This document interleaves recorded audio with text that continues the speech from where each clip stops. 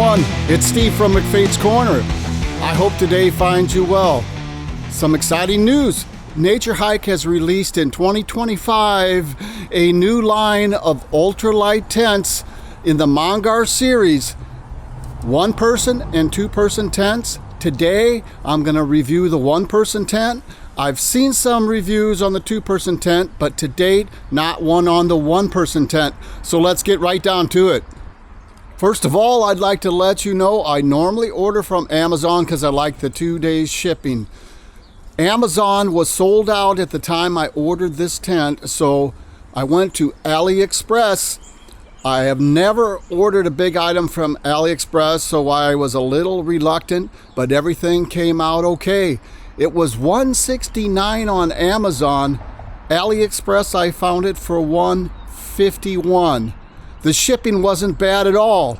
I ordered it and I got it in about 10 days. That's including non-business days. And check it out the way it was packed. I was very impressed. It came in this nice waterproof bag and it was stitched and sealed up on top. And there's no way I could get that open with my hands. There's no way you can tear this with your hands. It's pretty much puncture proof, waterproof, and I was very impressed with the packaging. The tent itself is 15 inches long, 5.5 inches wide. Comes in a nice, slightly oversized bag with a cinch pole on one end and a handle on the other. It logs in at an impressive 2.6 pounds. Naturehike provides ground sheets with all their tents. I have 3, this is my 4th. It's a 210T polyester ground sheet and it comes with the bag.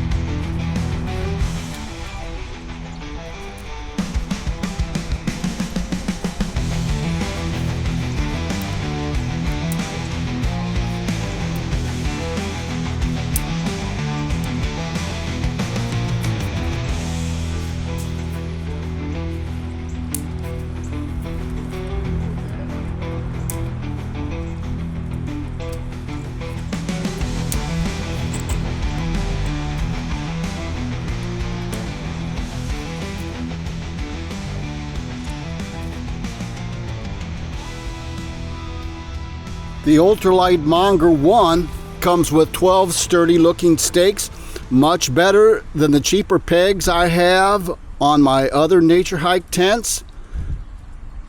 And it comes with 4 guy lines.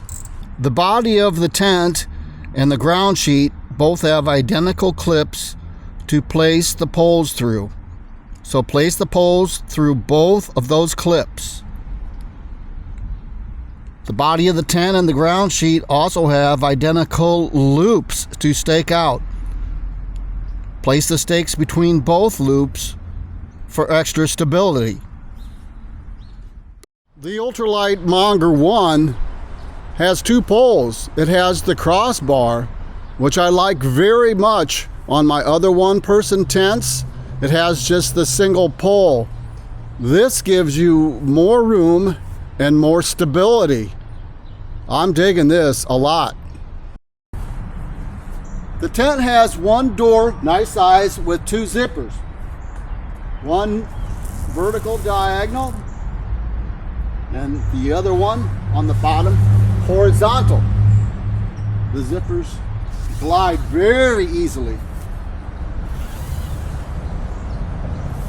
The makeup of this tent is a little bit different. It does not have mesh all the way down, which is good and bad. This part here is fabric and not mesh. From here up is all mesh. It has a nice large bathtub, which is 20 denier, so it's nice and sturdy. It's very large in front, but almost twice as large on either end. That prevents splashback. If you're camping in very hot and humid conditions, this is not ideal. Mesh all the way down is better for airflow and ventilation. However, in cooler temperatures, this fabric can actually be helpful because it will keep you a little bit warmer. It depends on the person, whether you run hot or cold. I tend to run in the middle. So unless I'm out when it's near 90 and humid, I think this much ventilation is going to be just fine for me in my instance, but everybody's different. Let's take a look inside the tent for a minute, shall we?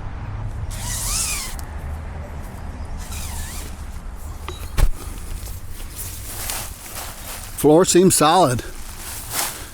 As far as pockets go, it looks like we have one large pocket on each end.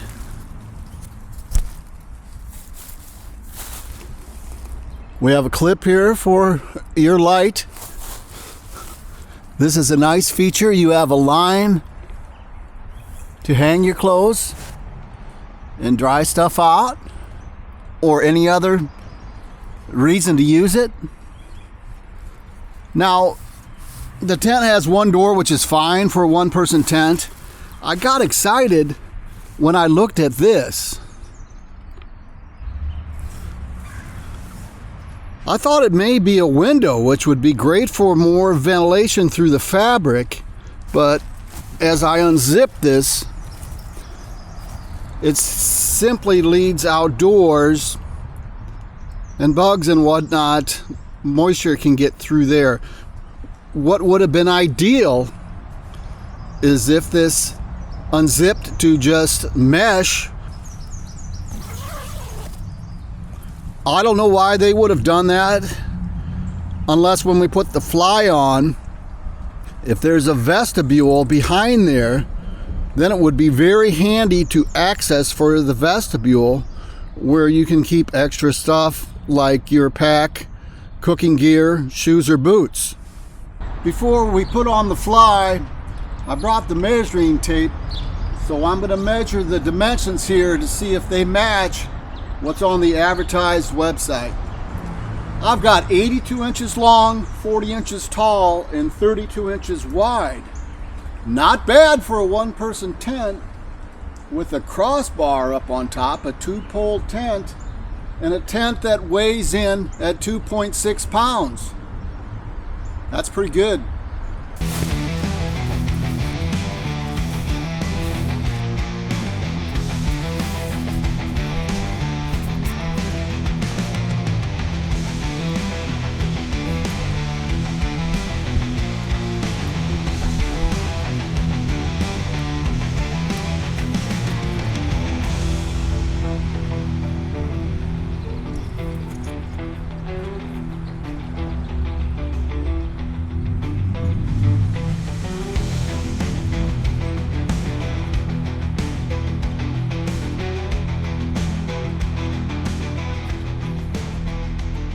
There's your tent. Looks quite impressive to me, if I do say so. There's 4 points to guy out.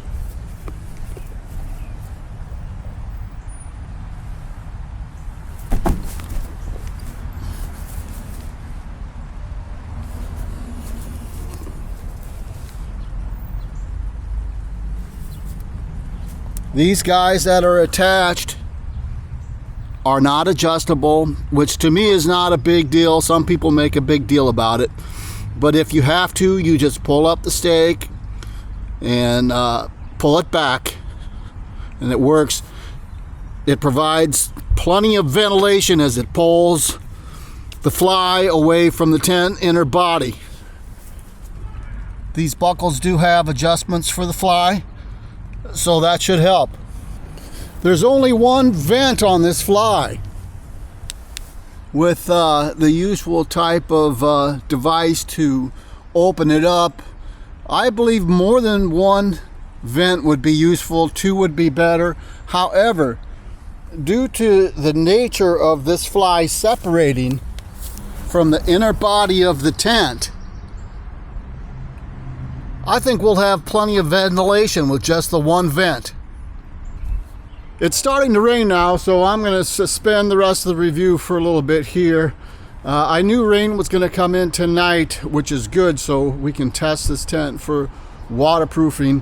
Whether or not I sleep outside or not, I'm not sure about, but I'll be able to report on that waterproofing, plus the surprise feature is coming. Stay tuned.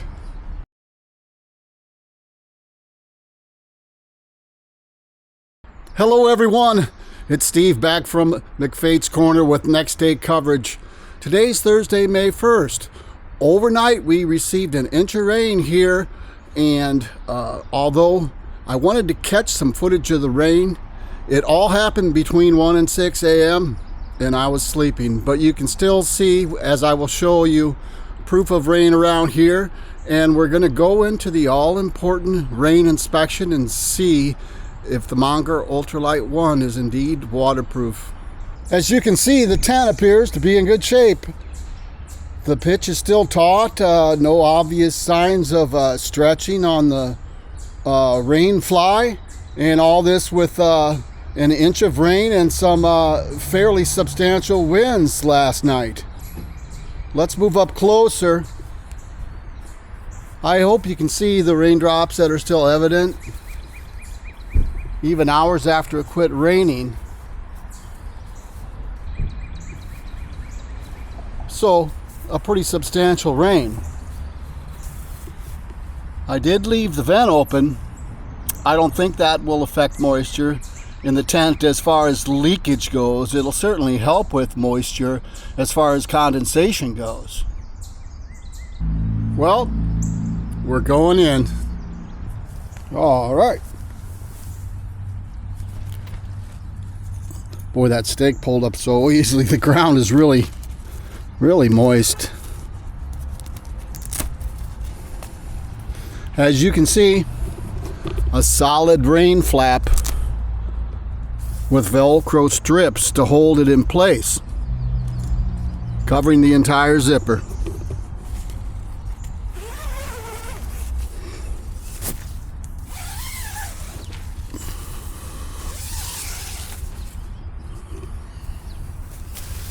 Well, let's see what we got here.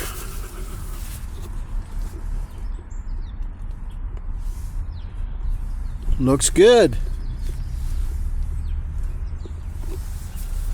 Nice and dry. I will tell you, this little moisture here, you see, that was from the flaps when entering the tent. Everywhere else is high and dry. 100% waterproof. Absolutely. While inside the tent, I wanted to highlight this window we touched on yesterday when setting up. Indeed, what I suspected is it's simply an access to the outside vestibule where you can easily transport supplies in and out to make room for more usable space inside the tent, as this is a one-person tent and it's only 32 inches wide, which is fine for my application for bike packing, or if you want to go minimalist, solo. First off, let's talk about some components. The inner body of the tent is 15 denier mesh and fabric. The floor and bathtub is 20 denier silicone nylon. The outer fly of the tent is 15 denier silicone nylon with a 4000mm hydrostatic rating. The floor of the tent has a 1500mm hydrostatic rating. The ground sheet, which is 210T polyester, is a 5000mm hydrostatic rating. Now it's time to take a look at the new unprecedented feature on the 2025 Mongar Ultralight one-person tent. The Rainfly has two zippers with different functions. The top zipper opens and closes the vestibule. The bottom zipper here unfolds the new feature on this Mongar Ultralight 1 tent.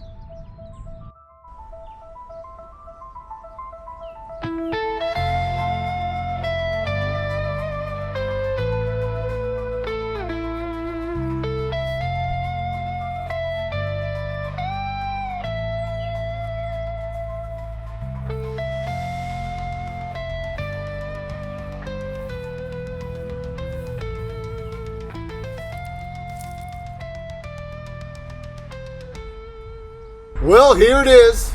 We have ourselves a nice porch, awning, sunshade, whatever you'd like to call it.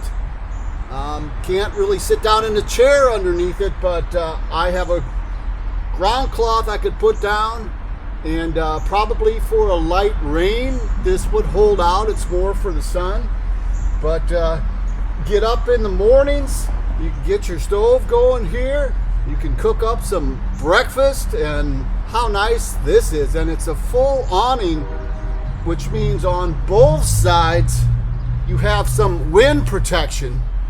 And to my knowledge, especially for a tent this size, ultralight, one-person bike packing, this is an unprecedented feature never seen before in the outdoor camping world. I'd like to add, this is a feature that you can use in several variations and modes depending on how you want to use it.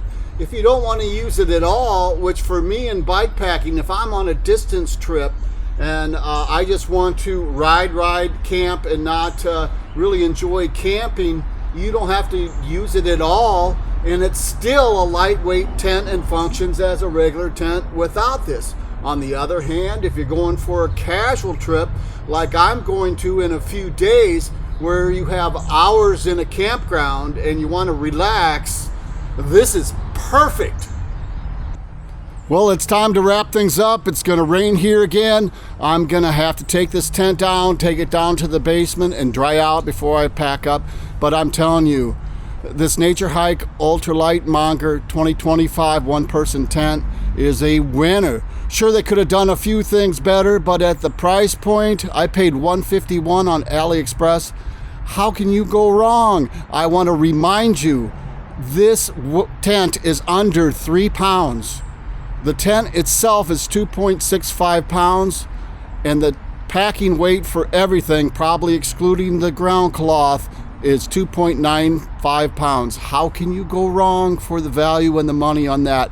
So this is Steve signing off for McFate's Corner. See you soon on my next adventure in a few days.